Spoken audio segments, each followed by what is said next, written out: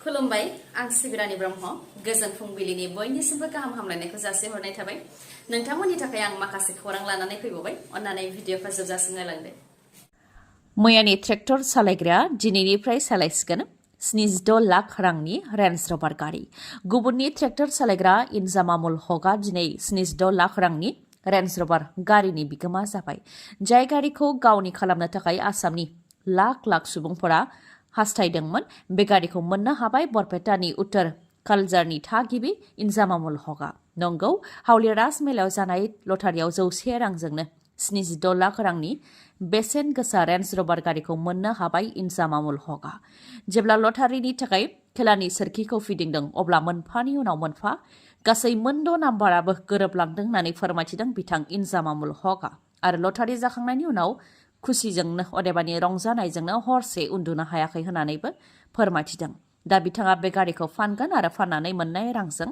फालांगि खालामगोन होननानैबो फोरमायथिदों इनजामामुल हकनि अनगायैबो बिथांनिनो एखे गामिनिनो थागिबि सासे टाइल्सनि खामानि मावग्रायाबो हावलि राजमेलानि ब्रैथि बान्थाखौ मोननो हादोंमोन जायजों बिथाङा स्क'डा कुशाक गारिखौ मोननो हादोंमोन फोरमायथिनाय बायदिब्ला बिथांमोनहा सानैजोंनो जयै टिकेट लानो थाखाय थांदोंमोन आरो गोलाव सम सारियाव थानायनि उनाव इनजामामुल हकआ गांनै टिकेट लादोंमोन आरो गाव गांथाम टिकेट लादोंमोन होननानै फोरमायथिदों आरो बेबायदिनो बिथांमोना सिगांनि समनिफ्रायनो हावलि राजमेलानि टिकेटखौ लाबोदोंमोन होननानै फोरमायथिदों नाथाय बे खेबाव सानैनिबो खाफालाव नांदों होननानै गावसोरनि रंजानायखौ फोरमायथिदों बिथांमोनहा फोरमायथिबावनो गोनांदि नलबारियाव जानाय राजमेलानि लटारियावबो जेहेरुल आमिना सेथि बान्थाखौ मोननो हादों जेराव बिथाङा 100 राङावनो टाटा साफारि गारिखौ मोननो हादोंमोन बिथाङा सासे सावस्रि बिफाननि मावथि लकसभा बिसायख'थिखौ नोजोर होनानै बिजेपिनि दाजाबदानख' जेरैखिजाया बिटिसिआव थानाय मोननै लकसभा बियाबखौ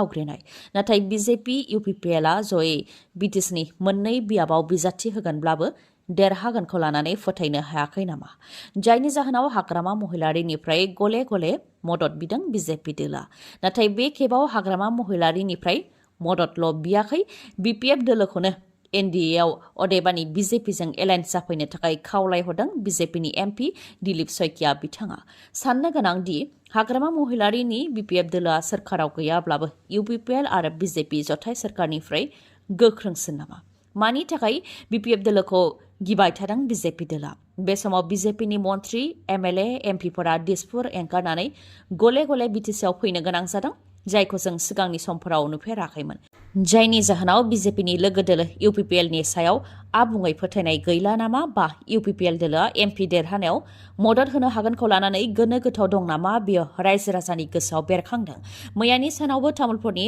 कुमरिकाटायाव बिजेपिनि एमएलए मन्त्रिफोरा दिसपुर एंगारनानै मेल मिटिं खुंफैदों जेराव मन्त्रि पीयूष हाजरिका मन्त्रि अजन्ता नायक बिथांमोनजों लोगोसे एमपि दिलीप सयकिया आरो बिजेपिनि गोबां दैदेनगिरिफ्रानो बाहागो लादों बे मेल मिटिंनि गेजेरनिफ्रायनो बिपिएफ बा हाग्रामा महिलारिखौ NDAआव फैनो थाखाय खावलायहरदों एमपि दिलीप सयकिया बिथाङा बुंथिदों दि जों जौगानायनि राजखान्थि खालामो हाग्रामा महिलारिया जुदि जौगानायनि राजखान्थि खालामनो सानदोंब्ला आरो बिटिसिनि गासै हारि माहारिनि जौगानायनि खामानि मावनो सानदोंब्ला NDAआव फैनो थाखाय खावलायो अदेबानि बिजेपिजों एलायन्स जाफैनो थाखाय खावलायो होननानै बुंथिदों बिथाङा लोगोसेनो बुंथिदों दि बिजेपिआ गोबां सोरखारि बिथांखिफोर लाबोदों जेरै न' गैयैफोरनो न' होदों रान्दि आइजोफोरनो पेन्सन होदों अरुणोदय होदों होननानैबो फोरमायथिदों दिलीप सयकिया बिथाङा बर'नि सावथुन मुलुगनि मुंदांखा थाख्लाय जाय थाख्लाया माब्लाबा मिनिथाव फाव खालामनानै नोंथांमोनखौ मिनिहोबोदों आरो माब्लाबा गाज्रिनि फाव खालामनानैब्लाबो नोंथांमोनखौ रंजाहोबोदों बिथां थाख्लाया दा गोब्राब बेरामजों नाख्रेबजानानै दङ बङाइगावनि चापागुरियाव थानाय सेन्ट आगस्टिन देहा फाहामसालियाव बिथाङा गोलाव समनिफ्रायनो फाहामथाय लागासिनो दं फोरमायथिनाय बायदिब्ला बिथांना लांसआव बेराम जादों जायनि थाखाय बिथाङा हां लानायाव जेंना मोननो गोनां जायो बेनि थाखाय बिथाङा गुबुन रायजो चेन्नाइ एप'ल'आव फाहामथाय लाहैनो गोनांथि दं नाथाय रायजो राजाफोरनिफ्राय मदद हास्थायदों बिथां थाख्लाया रायजो राजानि आरज गाबनायजों सिगांनि समनिफ्राय एसे गाहामाव फैबायब्लाबो आरोबाव साबसिन फाहामथायनि गोनांथि दं होननानै फोरमायथिदों बिथाङा नाथाय बेयाव रायजो राजानिफ्राय मदद मोननो हास्थायनायखौ लुबैदों बिथांखौ खौरां लाहैदों फावखुंगुर बिपुल मुसाहारि बिथाङा खौरां लाहैनायनि उनाव थाख्लायनि थासारिखौ नुनानै गाबखांनायखौ फोरमायथिदों बिपुल मुसाहारि बिथाङा फोरमायथिदों दि सिगांनि थाख्लाया बे समाव सिगांनि बायदियै गैला बिथाङा रांखावरिनि आंखाल बिथांनि देहा आरो नखरनि थासारियाबो दा जोबोद गाज्रियाव दंसै होननानै फोरमायथिदों। लोगोसे बिथांनि उन्दै फिसाज्ला जाय खामानि मावफेराखैमोन बिथाङाबो दा रांनि आंखालनि थाखाय खामानि मावनो गोनां जानायखौ फोरमायथिदों। बेनिखायनो रायजो राजाफ्रा जाहाथे मदद होयो बेनि थाखाय खावलायहरदों। लोगोसे जायनाखि बिथाङा बर'नि सावथुन मुलुगाव गोबां खामानि मावबोदोंमोन बेनिखायनो सावथुन मुलुगनिफ्रायबो जाहाथे बिथांखौ मदद होफैयो बेनि थाखायबो खावलायहरदों। सोरबाफोर बिथांमोनहा थाख्लायजों सावरायनो गोसो दंबा आरो थाख्लायखौ मदद होनो गोसो दंबा बिथांजों सावरायहरनो हागोन। कन्टेक्ट नाम्बारा जाहैबाय 9706885717। सालबारि महकुमानि बेन्दोङाव थानाय हासरा सेरिकालचार रुपहि हालामनि सिङाव बिएलटिफोरनि थैनाय सान फालिदों। बोसोरफ्रोमबो खुंबोनाय बायदियैनो देग्लायबो 23थि मुंख्लं सानखौ फालिदों, जेराव बारग' एमएलए हितेश बसुमतारी, बारग' एमएलए तनेश्वर बसुमतारी बिथांमोनजों लोगोसे सालबारि बियाबनि एमसिएलए जय मुसाहारि बिथांमोनहाबो बाहागो लादों। मुंख्लं सान फालिनाय हाबाफारियाव आरज गाबनायजों लोगोसे फिरफिला बिरहोनाय, बिबारजों मान बावनाय आरो आलारि बाथि फोजोंनाय हाबाफारि लादों, जेराव बिथांमोनहा बाहागो लानानै फोरमायथिदों दि थांनाय 2000 मायथाइयावनो बिथांमोनहा मुंख्लं जादोंमोन। दिनैसिम 23 बोसोर जाबाय आरो उननि समावबो बिथांमोननि मुंख्लं खाम्फायाव बिबारजों मान बावलांबाय थागोन होननानै फोरमायथिदों। मुंख्लंफोरनि गुदि थांखिया आलादा रायजो सोरजिनायनि सिमांमोन, नाथाय बिथांमोननि सिमाङा जाफुङाखैब्लाबो बिथांमोननि सोमावसारनायजोंनो बिएसि, बिटिसि आरो बिटिआरखौ मोननो हादों होननानै फोरमायथिदों। लोगोसे जायफोर हारि माहारि आरो हादोरनि थाखाय सिन्था खालामो बिथांमोना जाहाथे मुंख्लंफोरखौ अरायसम मान बावो आरो गोसोखाङो बेनि थाखाय खावलायदों आरो बिथांमोनखौ जेब्लाबो बावनाय नङा होननानैबो फोरमायथिदों। बिथांमोना जाहाथे सोरगोआव आलो गोजोन जायगा मोननो हायो बेनि थाखायबो आरज खालामो बिथांमोनहा। रायजोआव सिखावनि उदखार जाफुबाय थानाय समावनो सासे सिखावनि सायाव पुलिसनि एनकाउन्टार। लागान साहानि मुंनि सिखावनि सायाव पुलिसआ एनकाउन्टार खालामदों, जायजों लागान साहानिया थैनो गोनां जाबाय। गोलाव समनिफ्रायनो पुलिसनि खर' जादोंमोन लागान साहानिया। गोबां सिखाव खावनायजों लोब्बा दंबोयोमोन दुथाङा, जायनि जाहोनाव गोलाव समनिफ्रायनो दुथां लागान साहानिखौ नागिरदोंमोन पुलिसफोरा। दा पुलिसफोरा हमनो हानायनि उनाव लागान साहानिखौ एनकाउन्टार खालामबाय। फोरमायथिनाय बायदिब्ला पुलिसनि हान्जाया लागान साहानिखौ लानानै बायजोआव ओंखारलांदोंमोन। बेयावनो दुथाङा पुलिसनि आखाइनिफ्राय खारनो नाजादोंमोन, जेराव पुलिसआ एनकाउन्टार खालामनो गोनां जादों होननानै फोरमायथिदों। एनकाउन्टार खालामखांनायनि उनाव लागान साहानिखौ देहा फाहामसालि फारसेबो लानानै फैनाय जादोंमोन, जेराव दुथांखौ थैबाय होननानै फोसावदों देहा फाहामसालिनिफ्राय। कंग्रेसनि एमपि धीराज साहुनि न'निफ्राय रां ओंखारनाया दासिमबो जोबाखै। बेगै बेग रां ओंखारगासिनो दं थांनाय 6 डिसेम्बरनिफ्रायनो आरो बे रां ओंखारनाया दिनैसिमबो थाद'आखै। दासिम गासै 350 कौटिनि गोबां रां ओंखारबाय। फोरमायथिनो गोनांदि कंग्रेसनि एमपि धीराज साहुनि मावख', न' बायदि बायदिफ्राव थांनाय 6 डिसेम्बरनिफ्रायनो इनकाम टेक्स डिपार्टमेन्टआ रेड खालामदों। उडिशा आरो झारखन्डआव थानाय बिथांनि मावख' आरो न'फोरनिफ्राय इनकाम टेक्स डिपार्टमेन्टआ रेडखौ खालामदोंमोन, नाथाय दिनैसिमबो रेड खालामनाया जागासिनो दं, जेराव दासिम 350 कौटिनि गोबां रांखौ मोननो हाबाय होननानै मिथिहोदों।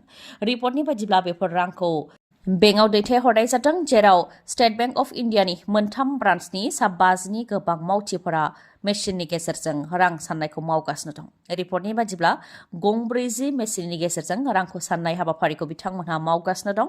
गासै 176 बेगाव थानाय 350 कौटिनि गोबां रांखौ सानदों होननानै मिथिनो मोननाय जादों। बेनि अनगायैबो दासिमबो इनकाम टेक्स डिपार्टमेन्टआ रेड खालामनाय हाबाखौ मावगासिनो दं आरो माब्लासिम रेड जागोन आरो बेसेबां रां मोनबावगोन बेनि दासिमबो जेबो सिमा गैया। फिन रां लानायनि दायाव हमजादों लाट मण्डल। बे खेबाव बङाइगाव रेभिनिउ सार्कलआव मावनाय लाट मण्डल सुधीर कुमार पलआ रां लानायनि दायाव हमजादों। Directorate of vigilance and anti corruption टीमनि आखायाव हमजानो गोनां जादों सुधीर कुमार पलआ।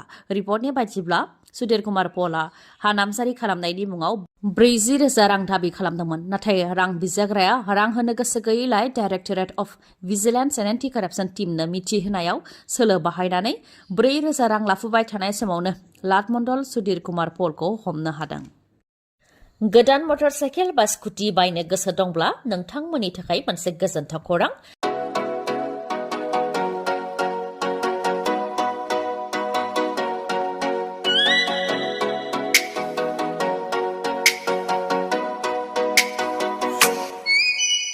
मानिकपुर पुलिस थानानि साखाथियाव थानाय मानास अट' हन्डा श'रुमआ फिन नोंथांमोननि थाखाय गोजोनथाव खौरां लानानै फैदों।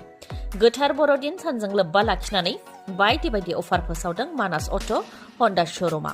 अफारफोरा जाहैबाय जायखिजाया मटरसाइकेल बा स्कुटि बायोबा नोंथाङा बेसेन नाङालासे गंनै हेलमेट मोननो हागोन। लोगोसे बेसेन नाङालासे 5 लिटार पेट्रल मोननो हागोन आरो बेसेन नाङालासे गोजां बोथोरनि थाखाय कम्बलबो मोननो हागोन।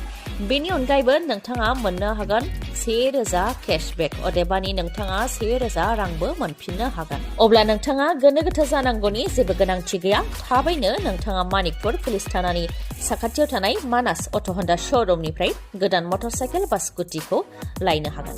आरो नोंथांमोननो बेखौबो मिथिहोबावो दि जायखिजाया कम्पानिनि गोजाम मटरसाइकेल बा स्कुटिखौ सोलायनानै नोंथाङा गोदान मटरसाइकेल बा स्कुटिबो बायनो हानायनि राहा दं बे श'रुमाव। बेनि अनगायैबो नोंथाङा गोजान जानथायनिब्ला हम डिलिभारि खालामनायनिबो राहा दं बे श'रुमाव। आबुङै मिथिबावनो थाखाय 7002601255 नङाबा 9101272776 बे नाम्बाराव खौरां लाहरनो हागोन। गोजोन्थों। दिनैनि भिडिअ'आ एसेनोसै। गाबोन आरो गोदान भिडिअ'जों लोगो मोनफिनबावगोन। नोंथाङा दासिमबो आंनि चेनेलखौ साबस्क्राइब खालामाखैबा अन्नानै साबस्क्राइब खालामदो, लोगोसे लाइक, कमेन्ट आरो शेयार खालामनो दाबाव। गोजोन्थों।